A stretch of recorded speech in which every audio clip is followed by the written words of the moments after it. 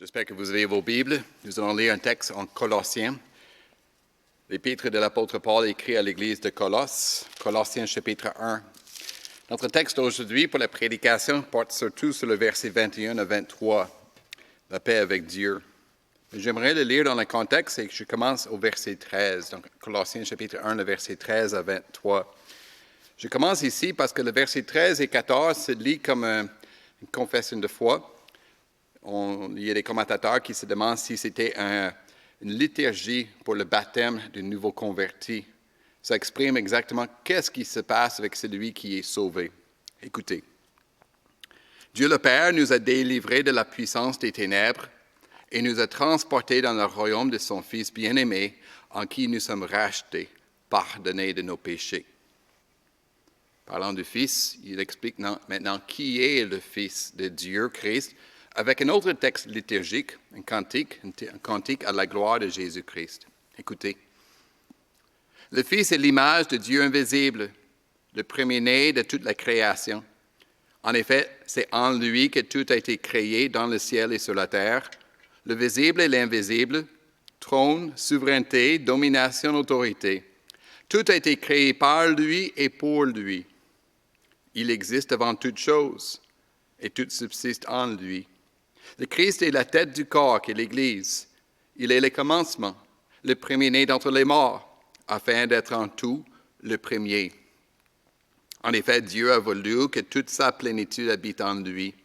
Il a voulu par Christ tout réconcilier avec lui-même, aussi bien ce qui est sur la terre que ce qui est dans le ciel, en faisant la paix à travers lui, par son sang versé sur la croix. Puis de cette réconciliation universelle, on parle de la réconciliation des croyants de l'Église de Colosse. Écoutez.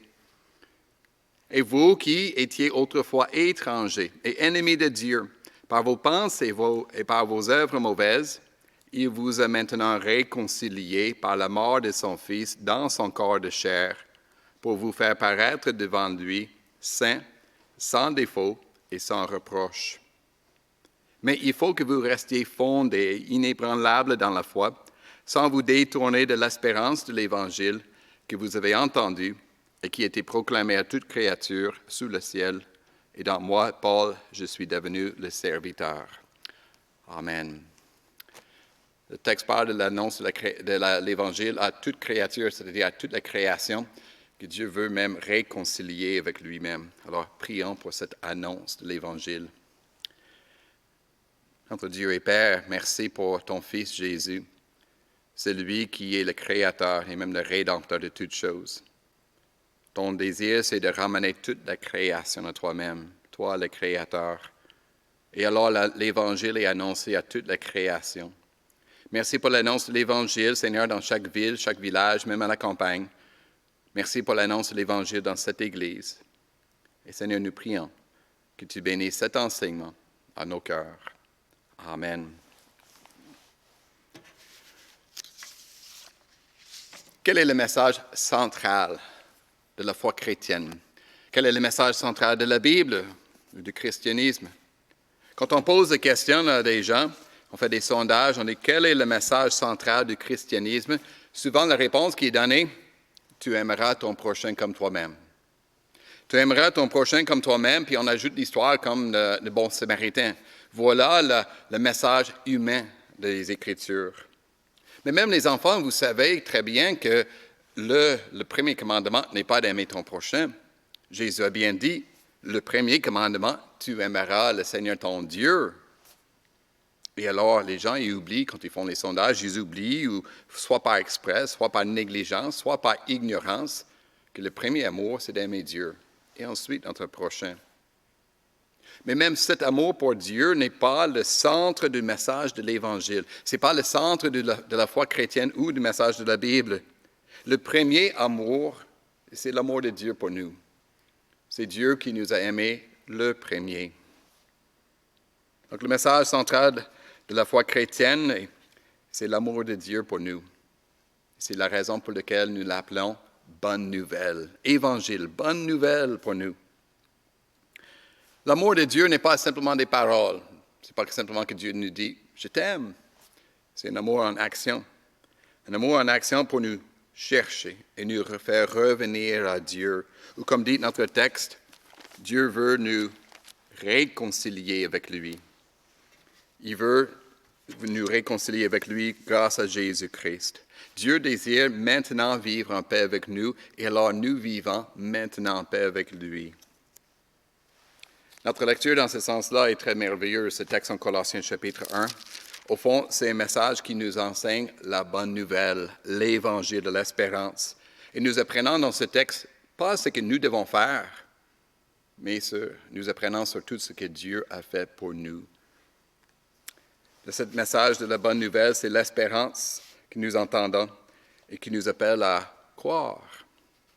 Restez, comme dit le texte, restez dans cet évangile fondé sur la foi, sur le message de la paix avec Dieu, et cela avec reconnaissance. Alors, regardons en détail ce texte. D'abord, dans les versets 21 à 22, la manière que Dieu vous a maintenant réconcilié avec lui. Puis ensuite, dans le verset 23, cet appel à rester dans la paix avec Dieu. Cet appel, cet enseignement concernant la réconciliation avec Dieu commence avec l'œuvre de Jésus-Christ, comme nous lisons au verset 20, cette réconciliation cosmique. Rappelons-nous verset 20.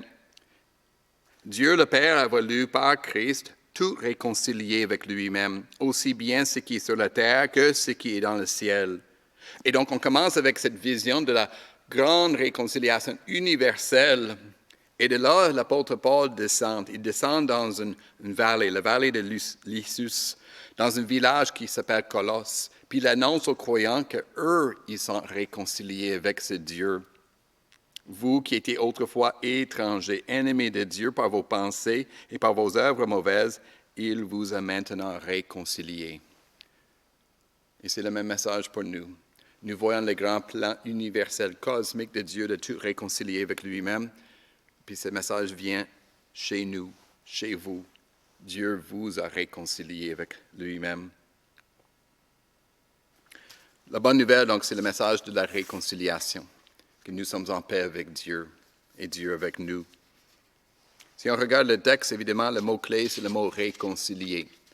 Réconcilier. En fait, dans le texte en grec, l'apôtre Paul a forgé un mot. Il a forgé un mot, il a pris le mot réconcilier qu'on utilise d'habitude en grec, puis il a ajouté une préposition. Pourquoi? Probablement pour renforcer le message, renforcer et même intensifier le message, pour nous dire que ce n'est pas seulement que Dieu a établi la paix avec nous, qu'il veut aussi vivre en paix avec nous. Réconcilier, qu'est-ce que ça veut dire? Mais là, selon la définition que j'ai lue, réconcilier veut dire rétablir l'amitié. Rétablir l'amitié, l'accord, l'harmonie entre des personnes. Ça veut dire qu'on parle d'une relation qui était brisée, une relation qui était rompue à cause d'un conflit, à cause des tensions. Puis on va revenir ensemble, on peut revenir et rétablir la paix, mais même vivre la paix ensemble. Dans la langue grecque, le mot qu'on utilise pour réconcilier voulait dire littéralement échanger. Profiter d'un échange. C'est-à-dire échanger ou même transformer d'un état à un autre, très différent, meilleur même. Et avez-vous remarqué dans le texte que nous avons lu les changements d'état, les changements de situation? Si je reprends le verset 13, par exemple, Dieu le Père nous a délivrés des puissances des ténèbres et nous a transportés dans le royaume de son Fils, un royaume de lumière, changé d'un état à l'autre, ténèbres à la lumière. Même dans le texte qui parle de Jésus-Christ, comme créateur de toutes choses, Dieu veut ramener la création à lui-même, changer son état. Mais surtout dans le texte que nous venons de lire, on parle de changement d'état. Au lieu d'être ennemis de Dieu, nous devenons amis de Dieu. Définir le mot réconciliation, ce n'est pas facile, c'est plus facile à décrire, comme l'apôtre Paul le fait dans ce texte. Il est décrit en comparant l'avant et l'après. Avant d'avoir connu Jésus-Christ, puis après avoir connu Jésus-Christ, avant d'être réconcilié et une fois réconcilié. Qu'est-ce qui change? Mais regardons bien ce qu'il dit, le verset 21. Vous étiez autrefois étrangers, ennemis de Dieu. Étrangers. C'est-à-dire, on n'est pas de ce pays. On est plutôt des visiteurs, des touristes, des immigrants sans statut de citoyen. Et donc, on n'a pas tous les privilèges. On n'est pas de ce pays, on n'est pas de cette famille, on n'est pas chez nous. Ce mot étranger était important pour l'Église de Colosse. C'était principalement des païens, c'est-à-dire des non-juifs qui sont devenus croyants. Par rapport aux Juifs disaient, eux, ils étaient près de Dieu. Les non-juifs païens étaient loin de Dieu, étrangers. Mais maintenant, on n'est plus étrangers. Étranger et aussi ennemi. L'apôtre Paul veut intensifier cette séparation. On peut être étranger simplement par indifférence ou négligence, mais maintenant on est ennemi. Il y a un conflit, une opposition, même une guerre. On est ennemi de Dieu, c'est-à-dire on se montre rebelle contre Dieu. Il y a cette séparation et même une hostilité envers Dieu. Et cette hostilité se démontre par, dit le texte, par vos pensées et vos œuvres mauvaises, par notre vie intérieure et notre vie extérieure, par nos pensées, c'est-à-dire aussi notre cœur, nos sentiments, nos émotions, mais aussi par nos œuvres, par nos paroles, par nos actions. Tout ce que nous sommes est en rébellion contre Dieu, ou était en rébellion contre Dieu. Voilà la vie avant d'avoir connu Jésus-Christ. Maintenant, regardons la vie après. Après avoir cru en Jésus, après avoir reçu le Christ comme sauveur. L'apôtre Paul nous dit, « Dieu vous a maintenant réconciliés par la mort de son Fils dans son corps de chair pour vous faire paraître devant lui, saint, sans défaut et sans reproche. » Donc, au lieu d'être contre Dieu, on est maintenant avec Dieu. On est avec Dieu pour vous faire paraître devant lui. Au lieu d'être loin de la présence, chassés de la présence de Dieu, nous sommes maintenant bien reçus par Dieu le Père. Le mot « paraître » peut avoir un sens juridique, mais aussi un sens culturel, c'est-à-dire de religion. Dans le sens juridique, on parle de la comparution devant un tribunal. Nous nous comparaîtrons devant Dieu, et lui, le juge, il nous déclare innocent, pardonné, juste à ses yeux, alors bien reçu par le juge. Puis aussi un sens culturel, c'est-à-dire le sens d'un sacrifice. On est dans le temple, le tabernacle, il fallait présenter un sacrifice. Puis là aussi, nous sommes bien reçus par Dieu. Notre sacrifice est bien reçu par lui. Nous sommes avec lui, mais nous sommes aussi comme lui. Voilà ce que l'apôtre Paul ajoute. Nous sommes maintenant devant lui sans défaut, saint, sans défaut et sans reproche. Nous sommes comme Dieu qui est saint, déclaré saint grâce à Jésus-Christ. Sans reproche, c'est-à-dire Dieu ne peut plus nous reprocher nos péchés parce que nous sommes pardonnés par le Christ. Donc au lieu d'être un étranger par rapport à Dieu, nous sommes maintenant l'ami de Dieu. Nous sommes même l'enfant de Dieu, le Père. Il ne faut pas oublier le moyen par lequel on a vécu cette transition, ce changement, cet échange de situation. C'est grâce au sang de Jésus-Christ. L'apôtre Paul le souligne au début du verset 22. Il nous dit, « Dieu vous a maintenant réconciliés par la mort de son Fils dans son corps de chair. » Dans la lecture qu'on a faite, dans ces quelques versets, à 3 reprises, l'apôtre Paul parle du sacrifice expiatoire de Jésus-Christ. 3 reprises. D'abord le verset 14, en qui, Jésus, nous sommes rachetés, pardonnés de nos péchés par sa mort. Ensuite, le verset 20, c'est en fait, Dieu a fait la paix à travers Jésus-Christ par son sang versé sur la croix. Et troisièmement, verset 22, par la mort de son Fils dans son corps de chair. 3 reprises, il parle de la mort de Jésus-Christ pour mettre l'accent sur l'importance de la mort de Jésus-Christ. C'est une des raisons, vous les enfants, on vous apprend beaucoup sur la crucifixion de Jésus-Christ et sa résurrection. C'est essentiel parce que c'est la manière, le moyen par lequel Dieu nous met en paix avec lui. Il y a à l'époque des Colossiens ceux qui méprisaient ou minimisaient l'importance du sacrifice de Jésus-Christ. Et même de nos jours, il y a ceux qui veulent diminuer l'importance, la suffisance de la mort de Jésus-Christ pour nous mettre en paix avec Dieu. Ils ne voient pas que la mort de Jésus sur la croix il y a 2000 ans est suffisant pour nous mettre en paix avec Dieu. Et alors, donc, comme par exemple, dans l'Église catholique, on a une messe comme un autre sacrifice pour nous mettre en paix avec Dieu. Ou encore, parfois, les chrétiens qui cherchent à faire des bonnes actions pour se mettre en paix avec Dieu. Ils font des bonnes actions, les prières, les pèlerinages, en cherchant à établir, compléter la paix avec Dieu. Mais ce texte nous ramène au sacrifice complet de Jésus-Christ. Tout est accompli. Parce que son sacrifice est un sacrifice expiatoire, mais aussi propitiatoire. Le sacrifice de Jésus est un sacrifice pour expier, c'est-à-dire payer la dette de notre péché. Nos mauvaises actions, nos péchés sont effacés, pardonnés. Dieu ne veut ne plus en accuser. Mais c'est aussi un sacrifice propitiatoire pour rendre Dieu propice, en paix avec nous, favorable envers nous. Par le sacrifice de Jésus-Christ, Dieu rétablit la paix avec nous. Et de plus, il veut vivre en paix avec nous. Et cela est extraordinaire. C'est extraordinaire parce que c'est la bonne nouvelle de vivre en paix avec Dieu. Mais parfois, cette bonne nouvelle, on la prend comme acquis. La bonne nouvelle perd son aspect nouvelle, parce qu'on le sait déjà, on la connaît déjà l'histoire.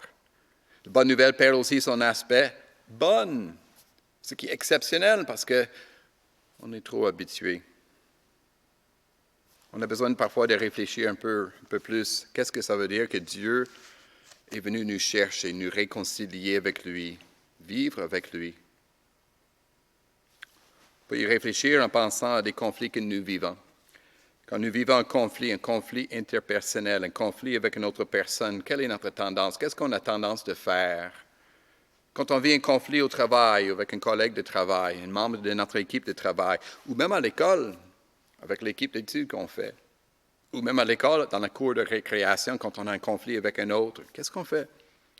Ou si on vit un conflit à la maison, un conflit avec nos parents, avec les enfants, entre les couples, entre les frères et sœurs. Ou même si on est membre d'un comité, puis on vit un conflit avec un autre membre du comité, ou on est dans l'Église, on a un conflit avec quelqu'un qui est membre de l'Église. Quelle est notre tendance?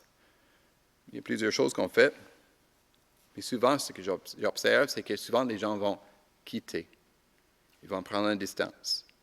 Donc, ils vont quitter la pièce, ils vont quitter la maison.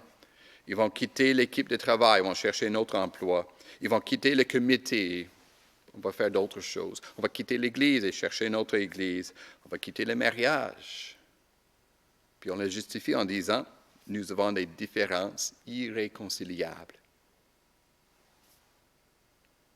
C'est sûr que parfois, il faut prendre un peu de distance, il faut prendre un peu de temps, il faut se calmer, mais on prend le temps pour nous préparer à revenir ensemble. Pas quitter pour de bon.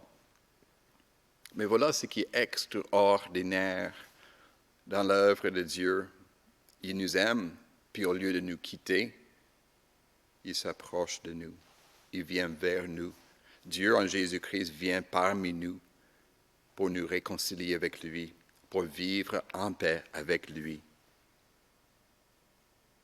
Je peux penser aussi à un autre exemple, un exemple qui vient d'un couple que je connais, un couple chrétien, qui ont vécu un conflit important, puis ensuite une réconciliation. Un couple chrétien que je connais, qui pendant les années, dans leur vie de couple, il y avait des conflits, au point qu'à l'école chrétienne, les enfants demandaient de la prière pour leurs parents.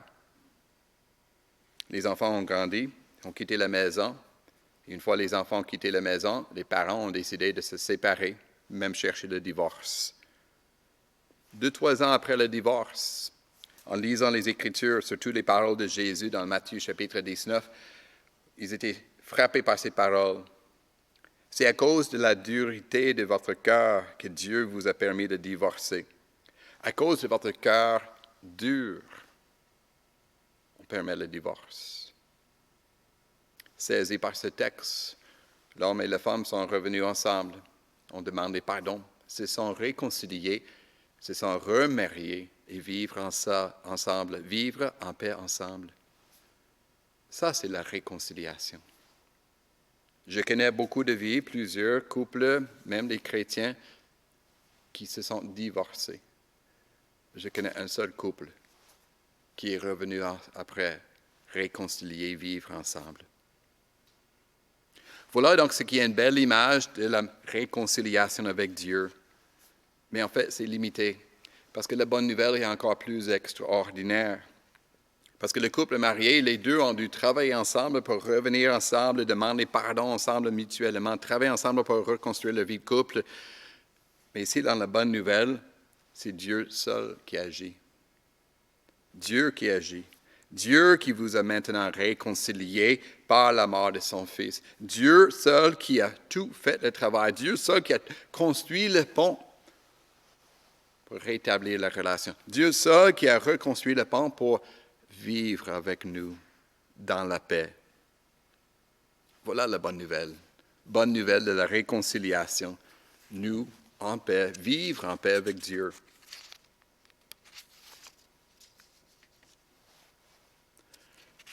Notre texte est un rappel de ce qui est la bonne nouvelle, un rappel réconfortant de ce qui est la bonne nouvelle de l'Évangile. En même temps, c'est un texte qui nous appelle. Nous arrivons donc au verset 23 et cet appel à rester dans la paix avec Dieu. Écoutez encore une fois ce qu'il nous dit, le Saint-Esprit, le verset 23.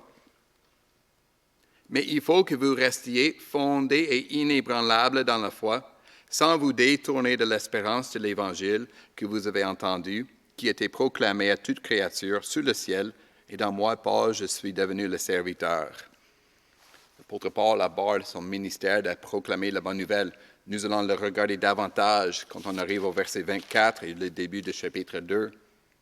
Mais pour l'instant, écoutez cet appel de l'Esprit. L'appel de l'Esprit de rester fondé, inébranlable dans la foi. Selon les commentateurs, on peut comprendre ce texte dans deux sens. D'un côté, l'apôtre Paul exprime un souci, une préoccupation. Les croyants doivent rester dans la foi. Les croyants doivent persévérer dans la foi. En même temps, le texte sous-entend une note de confiance, de réconfort, la confiance que les croyants vont rester dans la foi. Ils vont vivre cette paix avec Dieu. Nous avons besoin d'entendre le même appel, que vous avez reçu la paix en Dieu. Vous êtes en paix, vous vivez la paix avec Dieu, mais il faut aussi persévérer dans cette paix avec Dieu. L'Esprit nous appelle ce matin, l'Esprit nous appelle à rester dans la paix avec Dieu grâce à la bonne nouvelle, fondée, ancrée, restée dans la bonne nouvelle en Jésus-Christ. Parmi ceux qui m'écoutent, il y a ceux, vous, qui vivez cette paix, n'est-ce pas? Vous sentez la paix. Vous avez la paix dans votre relation avec Dieu, une paix qui fait jaillir dans votre vie la joie, la reconnaissance envers Dieu le Père. Et ce n'est pas simplement que vous êtes de nature optimiste et positive. Non, vous êtes très conscient de vos péchés pour lesquels vous demandez pardon. En fait, vous êtes très conscient et même davantage conscient de l'œuvre de Jésus-Christ pour le pardon de toutes vos fautes. Et votre désir, c'est de rester dans cette paix avec Dieu, de rester ancré dans la réconciliation de Jésus-Christ. Et vous le demandez, vous restez dans cette paix par la prière, la demande du pardon. Mais aussi, vous restez dans cette paix en cherchant la paix avec les autres, de vivre en paix avec tous. Il y a d'autres qui m'écoutent, et vous ne connaissez pas encore cette paix avec Dieu, parce que vous ne connaissez pas, vous ne vous rendez pas compte que votre vie est en guerre contre Dieu. Vous êtes encore avant Jésus-Christ et encore étranger, ennemi de Dieu par vos actions. Oh, c'est certain, vous pensez avoir une bonne relation avec Dieu, vous croyez en Dieu, et beaucoup plus que vos amis, vos voisins, vos collègues, mais est-ce que vous aimez Dieu? Est-ce que vous aimez Dieu qui vous aime? Il faut apprendre que sans la foi en Jésus-Christ, sans avoir été réconcilié, pardonné par le Christ, par vos œuvres, vous démontrez que vous n'aimez pas Dieu. Il y a donc cet appel de l'Esprit, un texte que nous lisons ailleurs dans la Bible, 2 Corinthiens chapitre 5, versets 18 et 21. Soyez réconciliés avec Dieu. Soyez réconciliés avec Dieu en acceptant que le Christ a fait le sacrifice pour le pardon de vos péchés, pour vous mettre en paix avec Dieu. Peut-être il y a d'autres parmi nous, parmi ceux qui écoutent, et vous n'êtes pas sûr d'être en paix avec Dieu. Vous vivez avec un poids de culpabilité, peut-être même un poids de honte à cause de vos péchés. C'est sûr que vous lisez votre Bible, vous priez avec ferveur, mais ensuite il y a une tentation qui vous surprend, ou même peut-être une vieille tentation qui revient. Vous vivez encore cette même pattern de tourner en rond. Il y a une tentation. Vous commettez un péché, vous avez le regret, vous demandez pardon, vous avez la résolution de faire mieux, puis la tentation revient, puis c'est le même cycle. Vous pouvez vivre avec cette culpabilité, même la honte de ne pas être en paix avec Dieu, de ne pas être encore pardonné par Dieu, que Dieu ne veut plus vous pardonner. Nous avons besoin de nous rappeler la parole de Jésus quand il a parlé du pardon de Dieu, mais aussi le pardon entre nous. Puis Jésus a appelé ses disciples à pardonner un frère, de se pardonner entre eux 70 fois, 7 fois. C'est-à-dire beaucoup de fois, beaucoup, il faut pardonner entre nous. Pourquoi Jésus leur a dit? Parce qu'il sait que c'est comme ça que Dieu nous pardonne. Dieu nous pardonne 70 fois, 7 fois. Il nous pardonne beaucoup, même le même péché. Vous avez besoin de revenir encore au Christ, demander pardon, recevoir le pardon, recevoir la paix que Dieu veut vivre avec vous. Peut-être il y en a d'autres, parmi ceux qui m'écoutent, vous êtes fatigués. Vous êtes fatigués des efforts à rester en paix avec Dieu, des efforts de prier, lire votre Bible, et faire des bonnes actions, des efforts de pardonner aux autres, de vivre, rétablir la paix avec les autres. Puis vous vous demandez parfois, est-ce que j'ai fait assez? Est-ce que je suis vraiment en paix avec Dieu? Je ne ressens pas la paix avec Dieu. C'est sûr et certain que nous avons besoin de vivre en paix les uns avec les autres, même de vivre le pardon les uns avec les autres. Mais il faut bien comprendre cet appel à persévérer.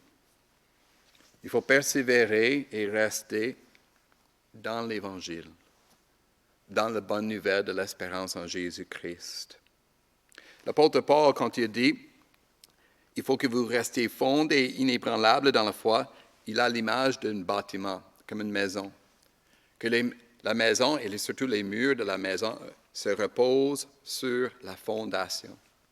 Les murs se reposent, ils sont ancrés sur la fondation.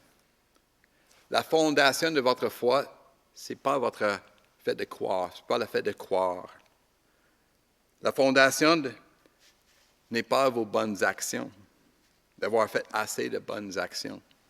La fondation, c'est la foi, dit le texte, c'est-à-dire l'Évangile, c'est-à-dire le message qui est annoncé. La foi, c'est le message qui est annoncé de la réconciliation en Jésus-Christ. Vous avez besoin de vous rester dans la paix en Dieu. Vous avez besoin de rester dans le message de l'Évangile. Vous avez besoin de rester en Jésus-Christ, qui a versé son sang pour le pardon de vos péchés. Dieu a voulu tout par Jésus-Christ. Dieu a voulu par Jésus-Christ tout réconcilier avec lui-même et il vous a réconcilié par la mort de son Fils. Et l'Esprit vous appelle à vous reposer dans cette œuvre de Jésus-Christ, à rester dans le Seigneur Jésus-Christ et le message de la bonne nouvelle, la paix en lui. Voilà donc ce qui est l'essentiel du message de la Bible, même de la bonne nouvelle, la manière que Dieu nous aime. Il avait une colère contre nous à cause de nos péchés, mais il a décidé de nous aimer. Il a décidé de nous aimer assez pour nous réconcilier avec lui. La réconciliation, c'est de dire que Dieu établit la paix. Il rétablit la paix. Il veut même vivre en paix avec nous et nous avec lui. Et c'est à nous de recevoir cette bonne nouvelle. C'est à nous de recevoir le pardon. À recevoir le pardon et rester dans la paix avec Dieu. À vivre la paix avec Dieu. À la vivre avec reconnaissance envers Dieu qui nous aime. Amen.